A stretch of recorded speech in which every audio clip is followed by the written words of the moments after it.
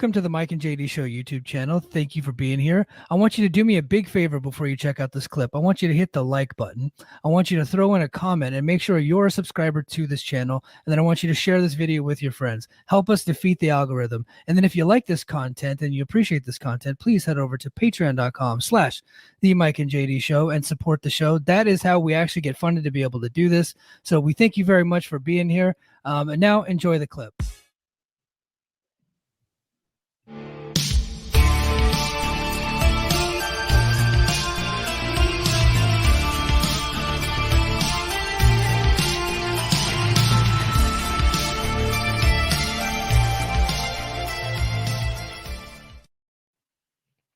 All right, so let's go to the Impact show again. Like, this was a good show. The production quality is just so bad right now; it's hard to get into sometimes. In fact, I was watching the Immortal video as requested by Andre, and so Garrett Kidney posted the entire like history of the Immortal faction on TNA's YouTube. So I was just watching that. That started in 2010, and the picture quality in 2010, keep in mind, it's 14 years ago, where podcasters with their cell phones, and I'm not using mine, but when I use my cell phone, my picture quality is much better than TNA's picture quality a lot of times with what they're using. It's just the equipment is just so bad and so cheap that they're using that the video and audio just sounds terrible. And apparently they sold off all their equipment from back then because this is such a dramatic drop off, and like the picture was so clear and crisp and beautiful, and the lighting, it's like it can't be that much to get to that level. I'm not talking about like, you know, explosions and all the big production and the big, I'm not talking about that. I'm just like, we're supposed to upgrade the production, and they never did. All the hardware is the same, and the video still looks like it looks grainy. Looks like we're in standard definition in a high def world, right? They're still in 480p and everybody else is in 4K. Makes no sense to me. But so we go to Impact, and the opening match was TNA champion Mustafa Ali defeating Chris Sabin. And up until the finish, this was a good match. But they're definitely teasing a Sabin heel turn, an SHT. He was doing heelish actions during the match. And at one point, he got the X Division title, and he actually tried to hit Mustafa Ali with it, and Mustafa dodged it and then rolled him up, got the feet on the ropes, and got the victory. Old school kind of chicken shit heel move. So I think that I think we're starting to get, you know, a Sabin breakdown and a Sabin heel turn. And I'm in. Like, I don't like the fact they're not going to be there for the tapings, but I'm in for a Machine Guns heel run here. And then I think that the Machine Guns versus Kevin Knight and Kushida, the Jet Setters, I think that would be fucking awesome. They really would. And not like, you know, two babyface teams that are just doing it for love of the game. I'm talking like, you know, like a blood feud between them. I think that could work. I like that. And then I like heel Machine Guns versus ABC. I like that too. And then if they're flipping the Rascalz baby, I don't know that they are. That was just like Mike's fucking weird theory, but I could see that too. So but yeah, that was a good match, and I like the angle here. So it wasn't like a match that anybody needs to go out of their way to see, but because it ended with an angle, so if you're just like a good match person that's got your fucking notebook, like, it's probably not the match for you. But I dug what they did. Then we go backstage. Bailey, Seven, and Nemeth were with Gia Miller and cut a weird promo. I think they were trying to do a Kenny Loggins thing, but they didn't know the words. Highway to the Danger Zone. And they said they were the best trio in wrestling. You know, that brings me to my point. Are they building a trios division? Lucha in the chat says trios division coming together nicely. Kind of seems like they're building a trios division, you know, which is weird because we don't have that many like actual tag teams. We got no women on the roster, but it seems like they're building a trios division. Because right now, you know, I know they just broke up a little bit, but Maclin and the Rascalz, you got Nemeth and Speedball Mountain, you got the System, yeah, Ali and the Grizzly Young Vets. He did their trio stuff. Shelly, Sabin, and Kushida were a trio for a little bit.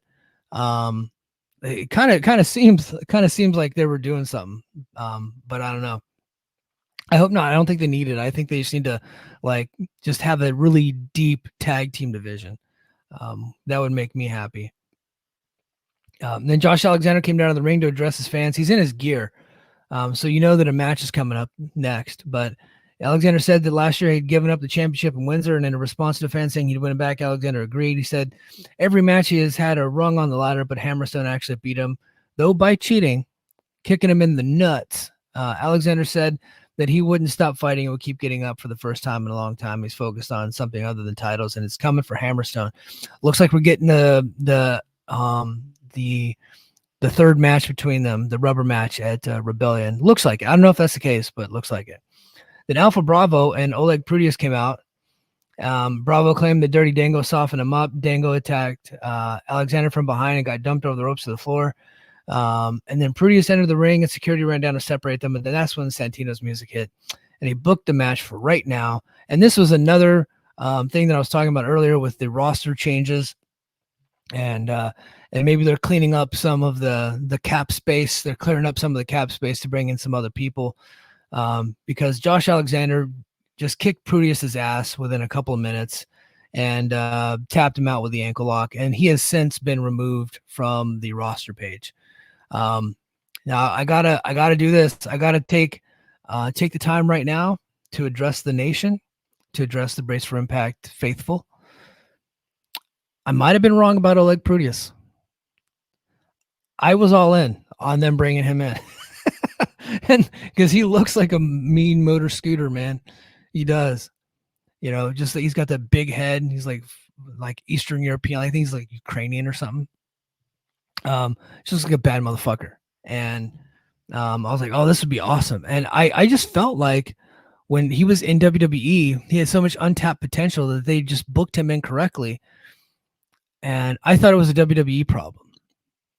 But, you know, a lot of time has passed. He's in his 50s now. And I was like, oh, maybe he'd be good for a run, you know, because like I thought he had some talent. And he is not good. He like every time he's been in the ring since then, just not impressive. Just 2 left feet. The time off, you know, sometimes you can take time off and come back and then like maybe still be pretty good, or maybe sometimes like you've learned and maybe you're a little bit better. But no, it just didn't work. It didn't work with Oleg. It sucks because I had a cool idea for him.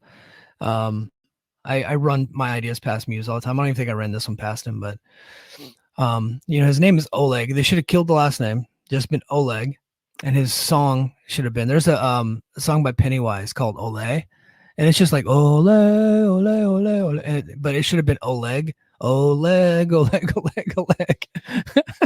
And then we got the chance, kind of like how, like, you know, AEW with Mercedes Monet's music, the CEO, they're very much like that's their version of like piping in crowd noise. They're piping in chants to prompt the crowd to chant.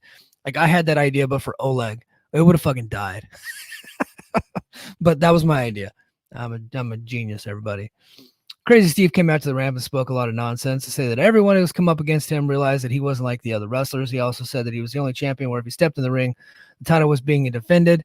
He said there wasn't a wrestler alive that can handle that pressure, and the lights went out. PCO came out to face with Steve. I think I like this pairing. Now, unfortunately, at the Philly tapings, they're doing PCO and Khan again. How this Khan guy keeps getting booked is beyond me. You know, I would rather have Oleg than Khan, and Khan is a better wrestler than Oleg. But at least Oleg looks cool, and he was in, you know, John Wick, right? What's Khan ever done? Nothing. Then a video aired of ABC confronting Frankie Kazarian, saying that they were going to teach him respect since he doesn't respect anyone after his interference in the main event, costing Young the title. And then we go to Frankie Kazarian defeating Ace Austin with Chris Bay. I thought this was a really good match. I liked this match. Not the best match of the night, but I really like it. I like this Kaz heel turn. I think they need to go all in on this King deal.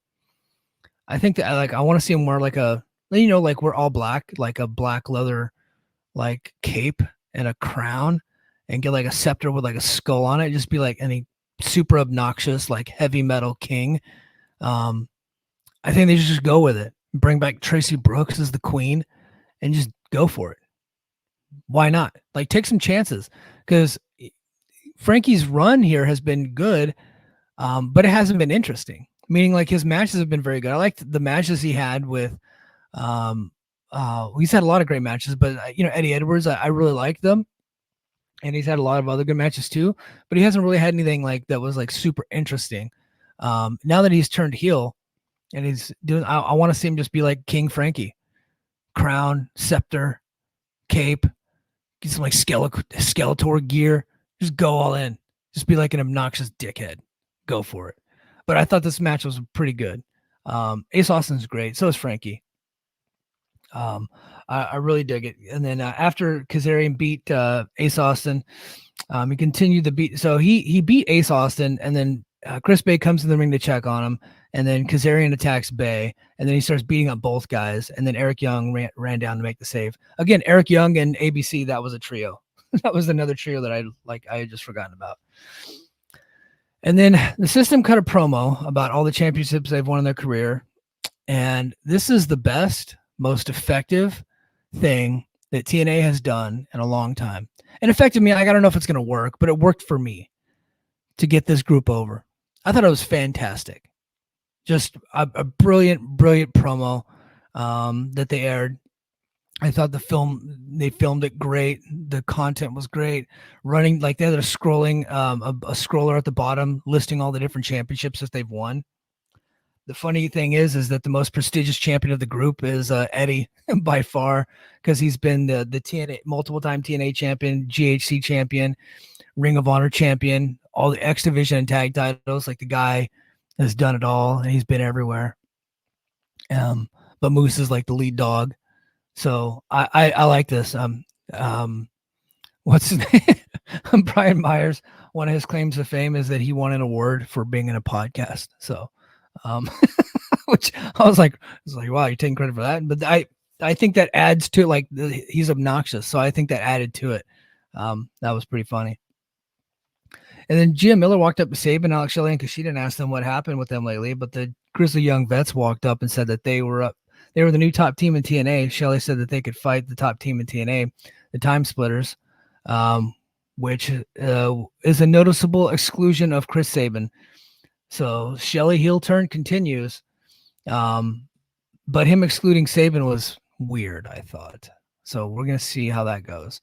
And then a video aired of AJ Francis doing celebrity basketball. So there you go. I think that's why you keep AJ Francis around, because he gets himself into those things.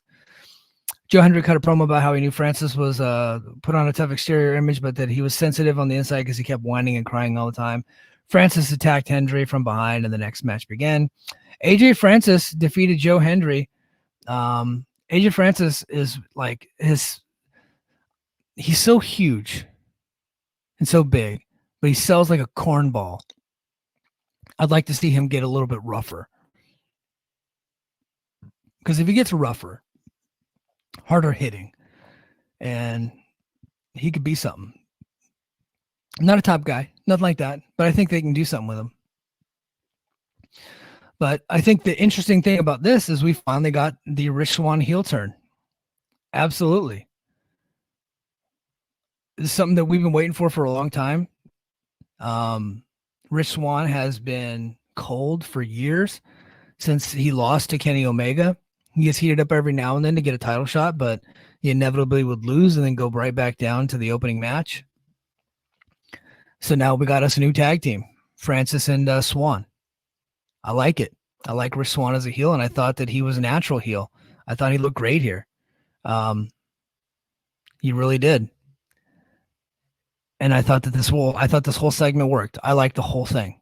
I really liked it. In fact, I thought this was like a decent match. It was like going back in time, watching like Saturday Night's Main Event, like 1987, but with shittier lighting and video production in front of less people. But like Joe Hendry very much works like a 1980s or 1990s wrestler, like a WWF wrestler. I feel like Joe Hendry's like the modern Eli Drake, and that he is just he's auditioning for Triple H every day. Like, because Joe, if honest to God, if Joe Hendry was in WWE right now, he'd be like one of their hottest stars. He really would. He really would.